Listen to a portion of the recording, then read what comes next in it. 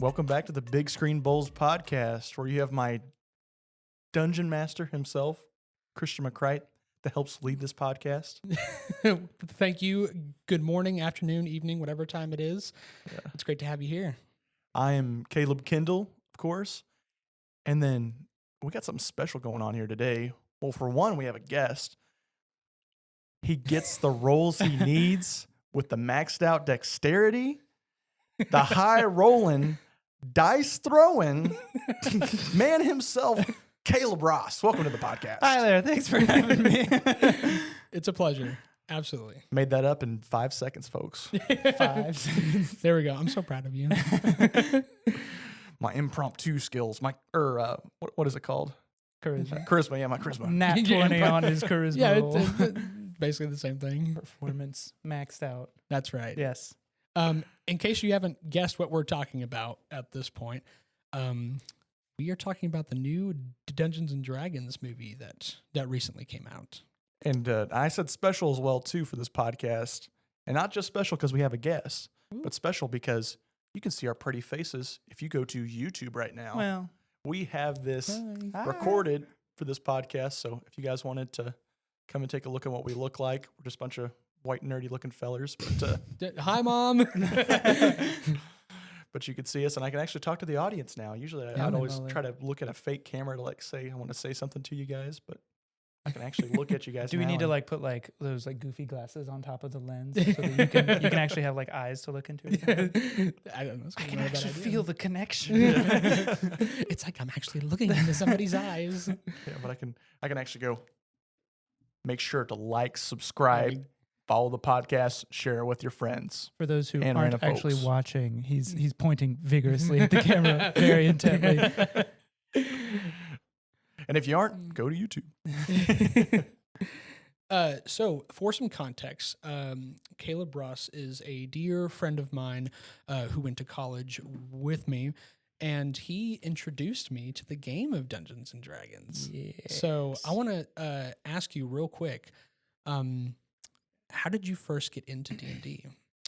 It's a good question. I first got into D&D, I can't remember if it was junior or senior year. I'm pretty sure it was junior. I think I had just stumbled across a highlight reel of an episode from Critical Role. And I thought it was really funny and it looked kind of interesting. And I'd heard about the game before, and I've been into all the nerdy stuff in the past. I've played Magic the Gathering and Yu-Gi-Oh! And Pokemon, and I didn't really know much about it. So I thought I'd give it a shot. I went to my local game store, Metagames, here in Springfield, and they had a starter bundle for The Lost Mine of Phandelver, actually, which I've run you through. That's my first one. So I read up on the rules. I looked at a bunch of resources online to kind of get me familiar with the system. And then I ran a game for somebody. I can't remember who exactly it was, but I ran a game from there, and it just kind of took off after that. Nice. Kept doing it ever since. Good deal. Nice. And what's the premise of Dungeons and Dragons as well, too? Again, for me, I'm not very experienced within it. So what is the goal? What is the role for even some people that or some of our audience that doesn't quite know about it? Right. So Dungeons and Dragons is classified as a TTRPG. That stands for tabletop role-playing game. Mm-hmm. Essentially, everybody sits around at a table with a bunch of dice and papers. And nerds. And nerds. Well, yes, that's included with the people. That's right, yes. A bunch of nerds sit around a table, a bunch of dice and character sheets which describe the statistics of a character that you're playing, much like you have the statistics in a video game. It's just on paper. They also have a dungeon master, or in other non-D&D systems, the game master, who is sort of like the narrator of the group. I oftentimes like to think about it as the dungeon master or the game master being sort of the narrator of the world, while the player characters or the PCs are the characters in the book, or if you want to think about it as a book. So the dungeon master kind of controls the world and the bad guys, everything that's not the players, and it's sort of like a cooperative writing of a story. Awesome. Yeah. I have tried my hand at being a dungeon master for a while now. It's been really fun, and I definitely have you to thank for that. Because although I've had exposure to D&D before you, it wasn't until you that my love and passion for it actually came out. And I mean, it's completely changed my life. It really has, and like try not to get emotional about it. Kiss.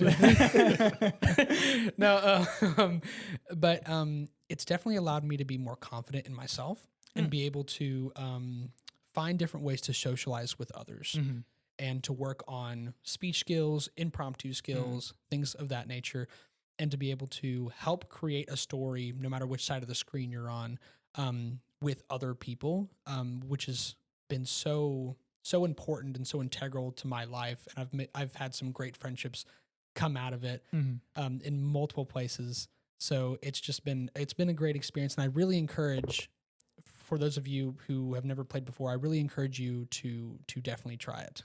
So, Absolutely. You got to try it like at least once. Just find a couple of friends. If you don't want to find like a person who already knows how to play, just have one of your friends who's up for it. Get a starter pack. I recommend Lost Mine of Phandelver. Takes them maybe like a week or so, 2 weeks to get ready for it. And then y'all just sit around at a table for a few hours one night. Have yourself a blast. If you don't like it, that's fine. But definitely give it a try. yeah. Awesome. Well, I think I was going to jump in at first. I guess, do you know the history of D&D at all? I know some vague snippets. I think Gary Gygax Yep. originally made it in like the 70s, and it was based off of a different war game that I can't remember. It was just sort of like a modification to, or like an expansion of a war game. I can't remember the name Yep. of it, but Chainmail is the name of that game. Chainmail. Okay, yeah. So the game was Chainmail, and really what it was like a tabletop game where you actually had these pieces that you'd put them into like a medieval war, basically. And like Chainmail came up with a lot of ideas and instructions for a lot of different games out there. Like today, like I play Warhammer. I came up with some of the ideas for Warhammer, Total War, I believe. Had pulled a lot of motivation from Chainmail, and of course D&D as well too, because there was a small snippet within this war game that was about fantasy stuff. And this is the time of course, The Hobbit, Lord of the Rings. The books are really popular at this time. So that's where everybody demanded almost a fantasy portion where they could have dragons and hobbits and elves and dwarfs and all of that. So that's when 1974 is when it actually expanded to be its own game. And actually the game that was out there it came with 3 books, and then there was a spot for a 4th book, and it actually had to have the Chainmail book in there because Interesting. Chainmail was the only thing that had like the weapon stats on there. Oh, I gotcha. Movement, a few other things like that. So you still had to use that same book, or you had to buy one separately. So it was like a heavy expansion to Chainmail, sort of. Yep. Okay. Exactly. That's awesome. And so, and yeah, again, it became more of you take a small piece out of this whole entire war and put it into a different story and go from there. So it started off with 3 classes, really. There was a 4th class, but nobody ever played it. You started off with Fighting Man. It was the druid. Nobody played the druid. It was Fighting Man, which they then eventually changed it to Fighter. I think that's what it is today Okay. in D&D, right? Yes. They had Magic User. The wizard. Magic user. Yeah. And then they had the Cleric. Cleric, okay. Within this. So Fighting Man, basically great strength, really, really good early game. Magic User, again, high intelligence. We're supposed to have high intelligence, and usually it took them a long time to get built up within it. But as they leveled up more and more, they became a lot stronger because they could learn more spells and could go from there. And the Cleric was supposed to be a mixture of both. What was the 4th one you said that nobody ever played? The 4th one was Hobbit. Oh yes, I do actually remember hearing that. That was an a actual class? Yeah, Yeah. like a class. They turned it That's to interesting. Halfling, I believe, shortly after because Tolkien was going for Oh right, he was right. going for the bag, man. He wanted to sue those boys. That's right. They have a system out there, DDC DCC Dungeon Crawl Classics, that actually has like dwarf as its own class. So yeah, and so if you're a dwarf, you're that class, or if you want to play that class, you have to be a dwarf. Yeah, That seems weird to me now. Me too, Yeah. but I guess that's just how they used to do it. yeah, and that was kind of an Still do. expansion within that as well too, is where you could be a dwarf fighter Yeah. and you were capped at a certain level and all that, and you could be a elvish fighter or elvish magician. Uh-huh. Yeah. Magic user. Magic user. Magic user, sorry. So, and then because I think the person who made Dungeons and Dragons didn't really care for the Hobbit too much as a it was kind of like the shameful class. Like hobbits could be fighters, but they were really capped very well on the level aspect just because he had no respect for him. Like Again, they're just halflings walking around, Yeah. ready to get clapped by whatever you can find out Ready- there. Clapped. Ready to get old dragon pull up the Friggin' Glocky and smack. Yeah, that's exactly what happens when you play D&D. Yeah. and new additions were then added to that, and eventually gave us to what we have D&D today. Mhm. Like Assassin was added, Thief was added Right. later on. And things have changed so much. Now there's 13 official classes. 13 official with then- Artificer, yeah. Yeah. Which is obviously a lot more than 3. So now like the options, it's so diversified now, and halflings and dwarves aren't their own class. Right. So now there's a bunch of different races, and you don't even have to use the ones from the book. Like if you can just, so part of D&D is not just that there's rules, but the rules are more of like a standard guideline. There are things that you need to adhere to on a basic level, but the book actually tells you that you can change the rules as needed, like as fits your game, which is such an interesting concept. And speaking of that, that actually gets me excited to talk about the movie and all the stuff that they changed on it as well. Nice. And that's what we wanted to do with this podcast really about at the end of the day, was to go through the movie aspect of it, because again, not being a D&D, Nerd, I haven't it's okay. played You the can whole- say the N-word. Nerd. I haven't played D&D before, but the movie was still really, really good, even if you have never played D&D as well too. So I'd say if you wanted to watch a really good movie, still go out to the theaters and watch it. I just wanted to reference that, talking to the camera again here, reference that if you don't feel like you're as big of nerds as all of us, because we are pretty big nerds, you'll still have a great time watching that movie. You can still enjoy it. Starting off our talks about the movie, do you have any history behind the movie? I really have stats on it. Again, Sure. the history aspect of it, I think it kind of says for itself. It's based off a video game. Sure. Or not a video game. Oh I think my gosh. Take That's the it. words from my mouth. That's it. Next. Yeah. Zach, get in here. Based off a tabletop RPG. There we go. There we go. What stats look like? We got a 7.6 on IMDb. We got a 90% on Rotten Tomatoes, and revenue-wise, looks like it's about $150 million in the box office right now. So, Which is pretty good. not too bad, especially when it's the first of its kind. It's not like Mm-hmm. the fourth installment of a movie that we're going to do next on the podcast or anything. No, right. Like There, that. there was another D&D movie. There Years ago. Was Oh, that really? I was didn't know also that. live action? Yeah, there right? is. And Huh. yeah, it was also live Yeah. action. And I think, I don't remember where I watched part of it at. Not a streaming service, but I think I watched a very small portion of it a long time ago at a friend's house, and it was not good. Well, and yeah. because an old friend of mine was really into D&D. Yeah. When he showed the movie, I was like, this is kind of dumb. I was like, I'd rather just watch Lord of the Rings. Was it as good as Super Mario 1993? Or? That was better than that. Oh, Yeah, man. it's that's a very low bar. That is one of the lowest bars you can do. But now this new movie had come out, which I was so excited as soon as I heard about it. We did record the episode of the podcast however many weeks ago about our most anticipated films of this year, and this was, I think, my number 2. Yeah. It was either my number 2 or my number 1. Can't remember, but really anticipated. And we actually all saw this movie together. It was, there was about 11 of us, and we went to the AMC down in Springfield. Actually down here. We're in Springfield. Okay, here in Springfield. and it was a good time. So Caleb Ross, because you're both named Caleb. Caleb Ross, overall thoughts on the movie? Overall thoughts. I think if I were to give it like a numerical rating, it would probably be like either a high 7, like a 7.8 or 9, or maybe an 8, somewhere in that range. I thought overall the movie was good. You mentioned like visuals before. I thought the visuals were great. I didn't notice anything weird going on there. Of course, they had the animatronics for a couple of the creatures or the characters. That was cool. I thought that was kind of interesting. It took me a second at first because I was going in anticipating like everything would be like CGI, and because I'd seen like the Displacer Beast in the previews, and so I was like, oh, cool, everything's gonna be CGI. So the Aarakocra right at first was like I was like, oh, and then I kind of got settled into it. I was like, okay, this is kind of cool. This is like nostalgic. The pacing I think was the biggest setback for me. The very beginning of the movie at the prison, and when he's doing like his backstory and they do the escape, and they're recruiting these new people to join their party. That was good pacing. I thought I kind of got settled into the movie, kind of settled into the flow, but as soon as they actually went out and started like doing the actual adventure.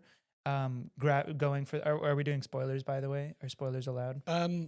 Spoiler free at the moment. Spoiler free at the moment. Okay. So when they got into the first half of the adventure where they're trying to acquire this item, Yes, that's kind of where the pacing for me got thrown way off. It seemed like it was just a color splash of different areas and different tasks that they had to do. And that kind of threw me out for a second. Sure. It kind of disconnected me.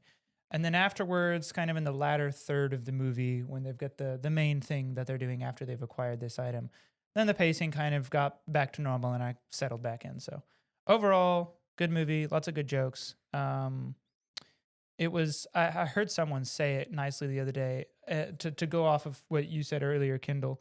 Even if you're not like a fan of Dungeons and Dragons, you should still go see this movie if it looks at all appealing to you, because it's not a movie about Dungeons and Dragons. It's a movie about a story in the Forgotten Realms. That's how somebody else worded it to me. Yep. And for those who don't know, the Forgotten Realms is the main setting that a lot of the adventures in D&D take place. But it's sort of like The Witcher. You know, you don't have to play the game to enjoy the show. I never played the game. I thought, it's just a good show placed in a fantasy world with characters and things that you would recognize if you've played the game. Same thing for this movie. It's just an adventure in the Forgotten Realms. So. Right. With Henry Cavill. Not in this movie, but Yeah, I wish that actually possible points for a sequel. Hey. I agree. The pacing did throw me off for sure. For those of you who haven't seen it and want a spoiler-free synopsis of this movie, basically, the two lead characters, which are played by Chris Pine and Michelle Rodriguez as Edgin the Bard and Holga the Barbarian, they were involved with this group of people on a job that went sour, and basically the plot revolves around Edgin the Bard trying to accomplish something like very personal in accordance to making something right. There's a lot of interesting characters because there's Dork the Druid as well, Simon the Sorcerer, Forge the Rogue. I don't believe I'm missing anybody else. I think that's the main. The Paladin. Oh, Zank the Paladin. Yeah. Right. And he only comes in for like a portion of the movie. Yeah. But I thought it was well acted. I thought they all looked like they were having fun. Mm-hmm. And it was funnier. It was pretty funny. It wasn't as funny as I was expecting. There were some jokes that I felt like kind of fell flat. Yeah, it kind of fell flat. Yeah. And that's okay. But for the most part, there was a lot of scenes that were very funny. The practical effects were super good with the Dragonborn, the Aarakocra. A lot of those parts, they even had like references and cameos to like the original party, like from like the old Dungeons and Dragons like cartoon thing they did a long time ago. So neat. All the actors I thought did great. There were a couple characters that I thought could have used more. I thought the Druid could have used a little bit more characterization. There is a book that apparently has like a whole, like there's a whole novel that's like dedicated to like her backstory. I'm actually interested to read that. So there's that, and there are there's a couple other people who don't get as much, but for the most part, everyone gets most characters get something out of it, right? And it's more emotional than I thought it was going to be. I kind of went in thinking like this is just like a high fantasy action, and it was, but at the heart of the movie, it was centered around this story about family, and I really enjoyed that aspect. me personally. But as a non D&D person, what did you think? Yeah, I thought the movie was good. It was what I call a fantasy heist. I think that's what Yeah, they claim it to be. That's the bulk Sure, of the movie. yeah. So the idea is get the item, save the people, save the family, Save the world. save the world. All superhero movies, or not superhero movies, but all hero-based movies where you have the hero Mhm. beat the bad guy Yep. and all that. You guys both said it. Of course, the pacing threw me off a little bit because there's some times where it's like I was like leaning back, relaxing, and then sometimes it was going so quick that I was like, okay, I've got to. What the heck happened just 30 seconds Right. ago? I'm trying to catch up from there at least. Again, the humor hit really, really well because this felt like it was a movie that wasn't trying to be funny.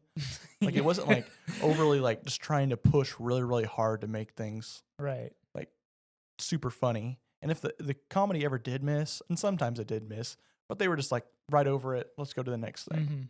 That definitely worked in its favor. Yeah, It I did agree. feel more natural, as if like in real life, not every joke you make is going to land. Right. And so you just kind of take it and move on. Yep. And the pacing actually did help that portion for sure. Oh, for sure. Yeah, no.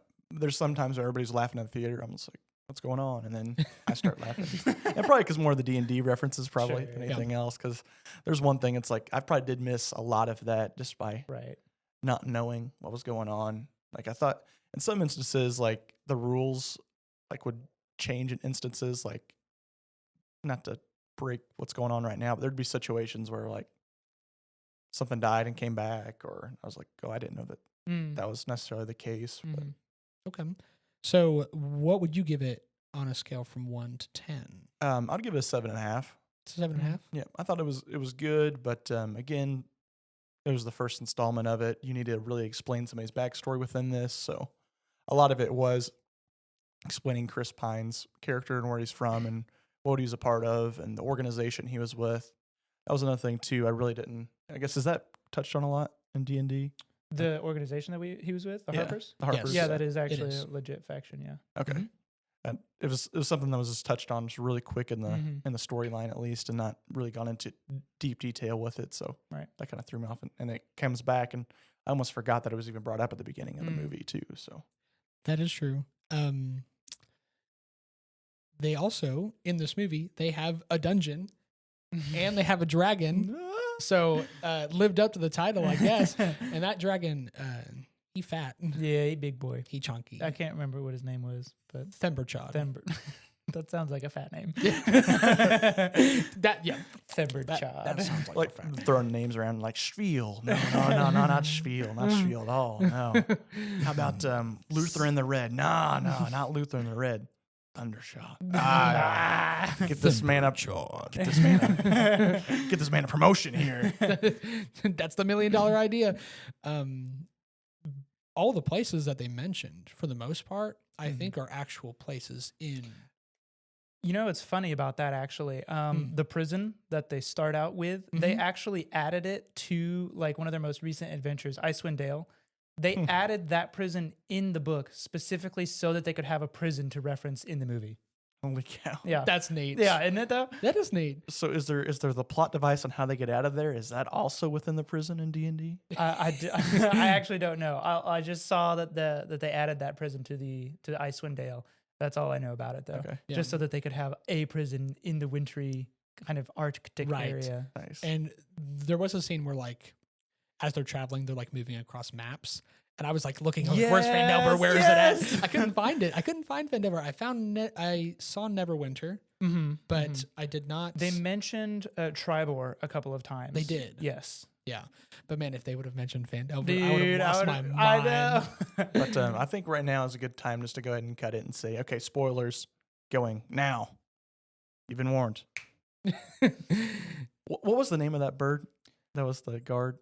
Jonathan? Jonathan? Was that his It name? was like That was- Jonathan, I thought they Something like like threw an that. R in there somewhere. Yeah. Same difference. Doesn't matter. Bird person. Kinda Bird man. Burb. Goofy. Burb.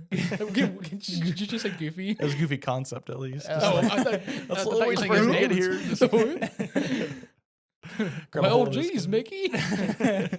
I'm We're stuck in falling out prison of it. again. Incarcerated again. Oh, also, before I forget, because you two rated it on a scale from 1 to 10, and I forgot to.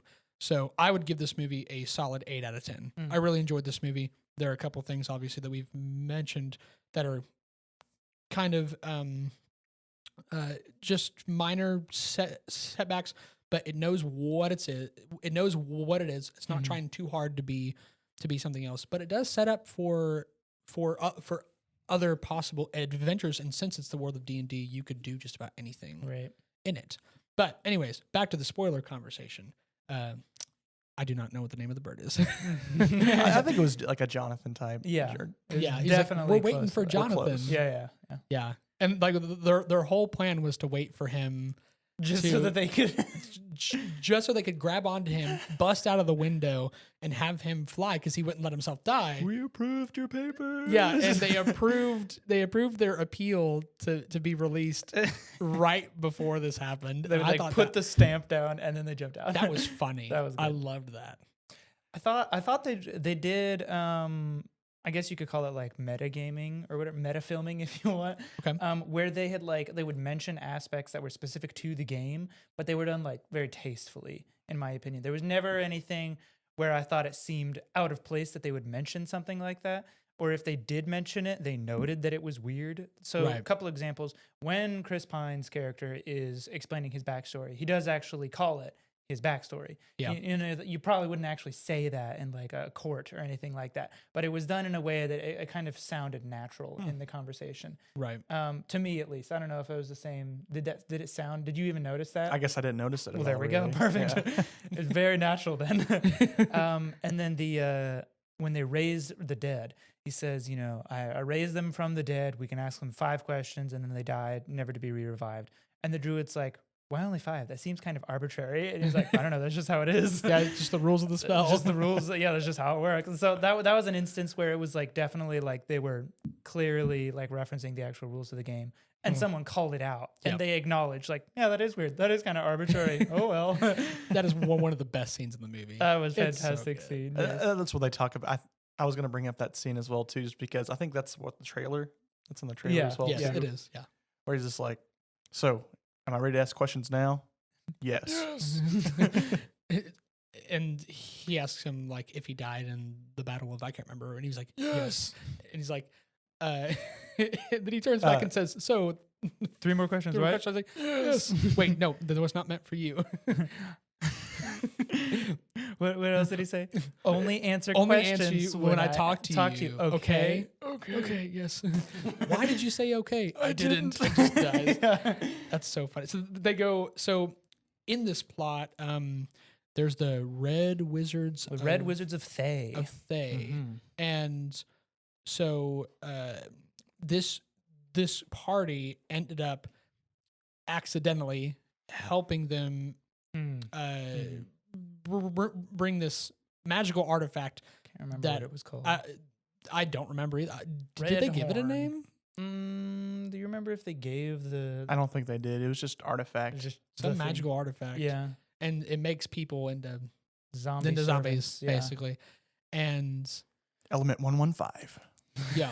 And so because of this, Where's that from? for our zombie Call of Duty zombies. Okay. And so because of this, after it goes wrong and most of the party is captured, except for a couple get away, Forge gets away and Simon gets away. Right. And the druid's not in this. Not in the original Not heist. in this portion. Yeah. And because of the events that follow, it leads to the death of Chris Pine's wife. And that's like the drive of the story because he has a daughter. So he's trying to be there for her, but he's also trying to find this tablet that can bring back his wife. And so all the while he's struggling, trying to do this, but also trying to be around for his daughter, who's now been taken under the wing of Forge the Rogue, being a rogue as he is, who's now cemented himself as like the father figure and is working against the party and working with the Red Wizards. Is he a rogue or is he just an evil bard? That's a good. He doesn't use sneak attack. I don't know. I always thought like the con man because he's like trying to con people. Basically. That seems like Bard to me. I don't want to watch you die, so that's why I'm I'm gonna gonna leave go the room. I'm gonna go the other way. But that's the basic plot. Yeah, and I thought that was kind of a weird concept where she's like, yeah, I just like to have one of my old enemy's daughters around and act like she's my daughter Right. until it gets to the end of it when I want to stab her in the back to Right. make a... It's true. I didn't really think about it. There's not really a whole lot of purpose behind him keeping the daughter. No. Yeah, not, just not like you're particularly. kind of amusing to have around. I guess that was the guess. only... It's more of an thing. ego thing. I think like her looking up to him is boosting his ego, and he's just an ego-driven person. Okay, that makes sense. Yeah. Psychology. That's That's But right. at the same Wow. time, why does it have to be Chris Pine's daughter, I guess? Why? Well, Chris Pine, before he was captured at the prison, he told Forge to take care of his daughter. So Yeah. at first he was doing it. He Just was as doing a, it for he as a good was doing friend. it as a friendly gesture, and it turned into, oh well, That's I guess I'm just this awesome guy just now. And I have twisted all it. this power. Yeah, he twisted it around Okay, for his own benefit. Yeah. So he didn't actually like take her. No. He was just Right, and so bestowed upon him. right, and so the tablet is apparently held inside this vault that is protected by magic. So the whole plot of the movie goes around. They have to find this helmet of disjunction Yeah. that is able to Nullify magic. nullify the spell so that they can get in and get it and revive Chris Pine's wife and take Forge down because Forge has now betrayed this group of people. They find the druid. The druid's people just doesn't like Forge's people because they're mining for resources in the forest. Yeah. And that's the entire, like, I'm basically just telling you all exactly what's happening in the movie. But I actually thought like there was more substance to it than I thought. Mm-hmm. And the more that I think about it, I was like, this is a pretty good movie. So yeah, solid 8 out of 10 for me. Characters are real good. I like them. Yeah. Who is your guys' favorite character in the movie? Just out of curiosity. Don't everyone speak at once. It's okay. No. I'm the only one who's thought about this. It's okay. Jackie Chan. No. John Wick. I think I liked Holga the most. Holga? Yeah, I think so. It just seems like a very, very well played out archetypal barbarian. It's like in my opinion, she's like the barbarian. Yeah. It's perfect. She has more charisma than I think I give most barbarians credit for. Yeah, I think that's just part kind of of a being an trope. actor. Yeah. Yeah. Well, there's Actors. that too. Yeah. I'd say the Paladin would be mine. That's mine too. Paladin was He's really just so good. cool. Like he's just like, oh man, he's just so cool the way he walks around and he walks in such a straight line. Is he and- gonna go over that rock, or what's he gonna do? Is he gonna go around it? Yeah. Oh, he's just going right over. He's like a very like stoic person, and he always like knows the right thing to say. Right. But he's just enough like not involved where he's letting the party do what they need to accomplish. Yeah, he's like the perfect NPC. Basically. Yeah.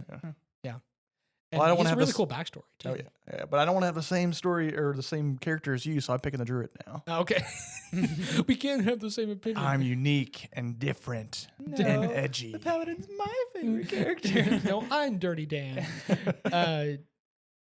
The was a druid close is a second. cool character though. The powers are super cool. That was the biggest thing is the power, the visuals. Even though the powers were just cool, especially in the first scene the druid was really in, where it's like changing into a million different things. Like Right. it's the rat, like Yeah. burning off with a few things, the fly, and And the snake, and that brings me to a good question. I know what you're gonna From ask. the perspective of a dungeon master, the fact that she's able to use wild shape so often, right.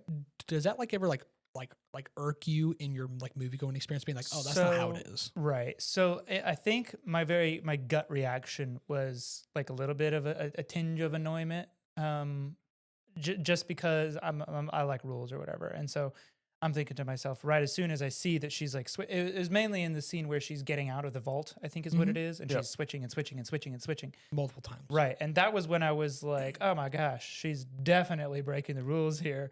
But then later, like later in the movie, I thought to myself, well, it's okay, like, to break the rules. Like, that's literally, as you said earlier, that's listed in the rule book is break the rules. Yes. Where you see fit. And that's kind of what D&D is. It's just, It's a rule set to help you, to facilitate having a good story, you know, writing out a good story. So Right. if they have to break the rules so that she can do this super cool chase scene, you know, Yeah. as she's escaping from the vault, super cool scene, you know, yeah, screw it. She can wild shape a few extra times, whatever. So yeah, gut reaction was like, ooh, they are breaking the rules. But then after that, I was quickly like, okay, but it Yeah. does make for a cool story, and we break the rules all the time anyways. Right. So It works narratively. It works visually. yeah, But- visually was the big thing for me. I think I would have done it personally a little differently. I would have, because it made it seem like there was no limit on it. And I feel like what I would have done is I would have had her use it. You know, you don't have to limit her to 2 or 3 times. If you want to do it 5 or 6 times, that's fine. But over the course of her using it more often, she becomes like more exhausted or something, or it takes a toll on her. That was something I did notice, was that it didn't ever seem, with the exception of like maybe the attunement, but that seemed more like just like a character arc type of a thing as opposed to like a mechanic type of a thing. It didn't seem like there were ever any limitations in regards to the mechanics being used. Like Simon never ran out of spell slots. The druid never ran out of wild shapes. The Holga never ran out of, you know, rages, I guess, if she used rages or whatever. So it seemed it seemed like like you said, there were just no limitations on the rules, which was a little bit weird. And But the at the bard, same time, again, for me, like, I don't really see rules at all since I've never Right, played D&D before. yeah, So yeah. again, this movie had to be very well pop culturalized. Right, to had to be go to, as like, a cool general looking as audience. possible. yeah, absolutely. Did any of that, did they seem like overpowered at all to you? Or was it just like typical, like, oh, these are the heroes, There's like they're I doing stuff? Guess this is just how it is. Yeah, Right. just like the reason why they wanted to bring the druid along was because the druid was, he said that it was the best druid within the area, within the nation. So it's like, of course, so we have the best of the druids. We have a sorcerer that's Pretty good. not That has pretty, like pretty no shoddy. that has no confidence. Pretty shoddy. You have Helga that's, again, I think she's kind of stated as being pretty well endowed as well, too, within her combat skills and all that. And then you have Chris Pine that's just, like, he drives the story. Yeah, He's he's the facilitator of all these interesting things happening. He's the face. Yeah, and he's the bard, but he also doesn't cast any spells, which is also very interesting. That I thought it would be so cool for them to have like a moment like in the final fight or whatever, where he's trying to do something, you know, he's putting like a lot of passion into it or whatever, and then this magical ability kind of like comes out. Sort of like with your like Echo character, where his ability just kind of like came out, you know, during like a moment of need. Right. So I thought that would have been like a cool little tie into, yeah, he's a bard. Yeah. I wish they would have used something like the sleep spell, which would be so interesting and so easy to explain in a movie, to be like, oh, like I strum these notes in a particular way and my lute glows and this mist comes out and anybody in that area, they just fall asleep. You know, that would have been real interesting. But given as to your point that it has to reach a general audience, I still feel like they could have used magic for the bard and still been able to do that. But, you know, they take personal liberties on some stuff, and that's fine. That's okay, because the paladin's cool enough for everybody. So he's my favorite. The action was really good, though. I thought the action scenes were fantastic. Visually stunning. Oh, yeah, I think well choreographed. Visually was good. I think well balanced, I felt like, too, for the most part. Yeah. What was your guys' favorite fight scene? Ooh. I think it's That's easy tough. for me. What? The two hands that were fighting. Oh, That's on cool. that was Yeah. pretty neat, yeah. So I guess that's what I'd say. It was like basically this big rock, paper, scissors war. Right. I'm tied between... Go rock hand!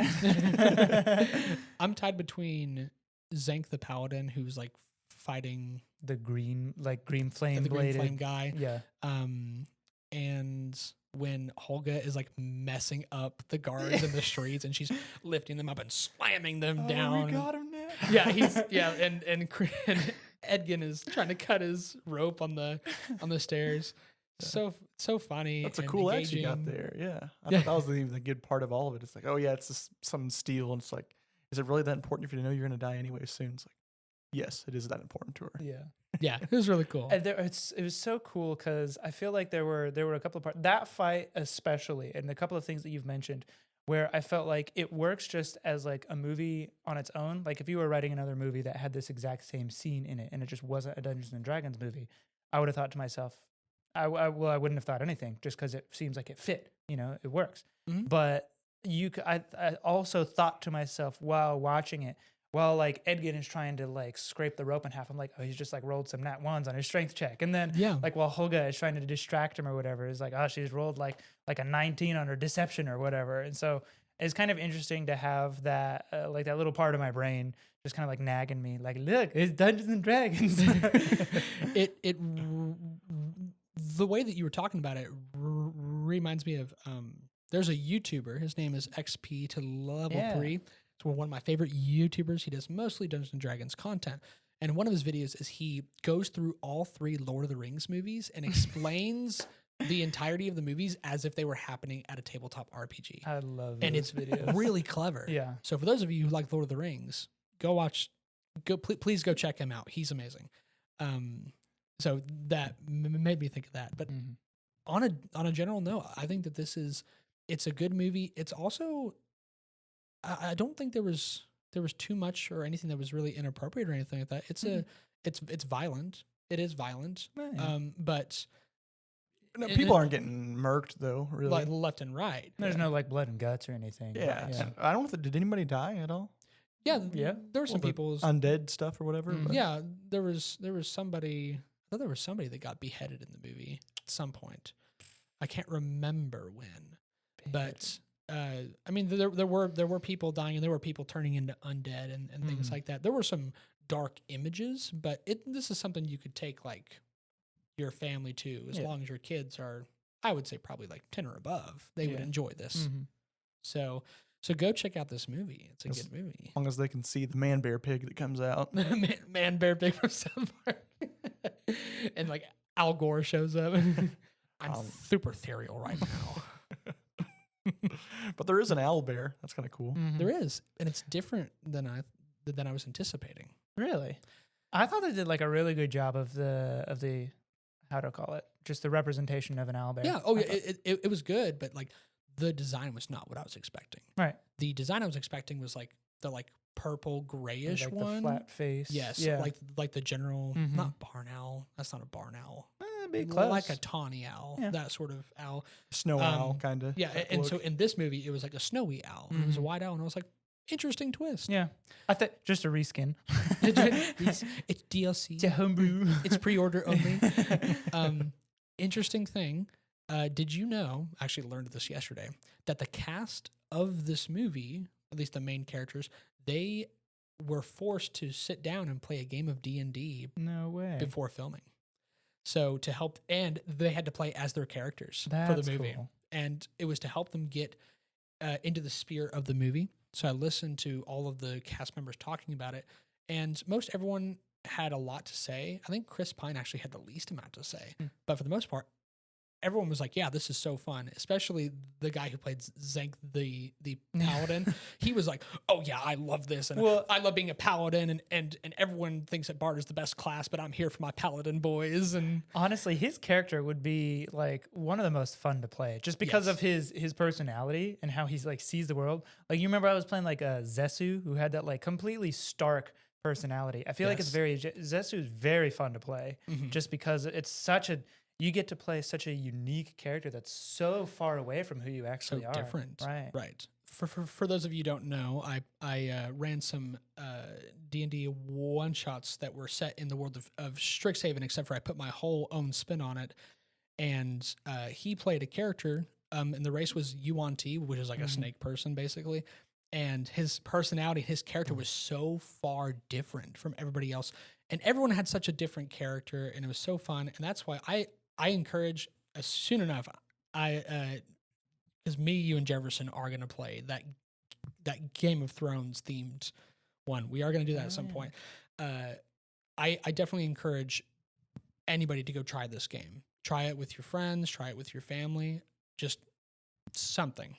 Probably don't go online for it. I've heard a lot of horror stories for that. Yeah, just guess even if you're worried about like not knowing how to play or not having like a dungeon master, it's really not that big of a deal. Yeah. Like I said before, I ran my first adventure when I was in high school. It took like maybe I just took a couple weeks to read over the book and like watch a couple of YouTube videos, and that was it. So it's much better to just get a friend that you know and that you're comfortable with to do it, rather than finding an experienced dungeon master that you don't know and doing it online or whatever.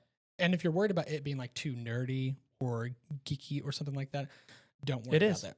Yeah, okay, it definitely is. But yeah, screw you if you think it is. That's right. Shame. Ding, ding, ding, ding. I hated D&D when I was first exposed to it. I was like, this is weird, and I don't particularly enjoy it. I didn't understand it. At that time, I was super into cross country and track and basketball and things like that. I had my own nerd things like Pokemon, Star Wars, but I always heard from stereotypes that D&D was a whole different level, like sweaty guys in their mom's basement, that kind of thing. Like it was on SpongeBob one time, I think. It was, when yeah. they talked about Dungeons and Dragons, and it was like, dost thou feel it now, Mr. Krabs? Yeah, and it was like it's supposed to be like a rap of how nerdy and how uncool the Patrick and SpongeBob are. And now it's integrated into pop culture so heavily, and I'm glad. So go check out the movie, go play the game, all that stuff. It's fantastic. And make sure to like, subscribe, share. I'm looking in the camera again for the folks that are on Spotify as well too. Spotify don't delist us just because I said YouTube in here, or Apple as well too. I don't think they can. They usually don't censor it too hard. So, but any last remarks, Mr. Ross? Let's see. Last remarks. Yeah, I think, like I said, this movie is not at its core, it's not a Dungeons and Dragons movie. It's a fantasy movie with D&D references and nods and Easter eggs. So if you like the fantasy genre at all, go watch it. And if it intrigues you at all, play a game. Like I said, just takes like a couple hours to make a character. If you're really invested, like half an hour if you don't want to spend any time on it. Yeah. A couple weeks maybe to prep an adventure from a starter kit. Try it out with some friends. Maybe just the once if you don't like it, but it could. Like Christian and I can attest to, it's grown to be like a big part of our lives, something that we look forward to, almost every week if we've got a regular schedule. And it's a lot of fun. You can make a lot of cool stories, have a lot of good memories with friends. It's something we reference to each other all the time. So definitely an experience that I think everyone should try at least once. Yeah. Awesome. Well, thanks, Bols, for signing on today. See you on the next one.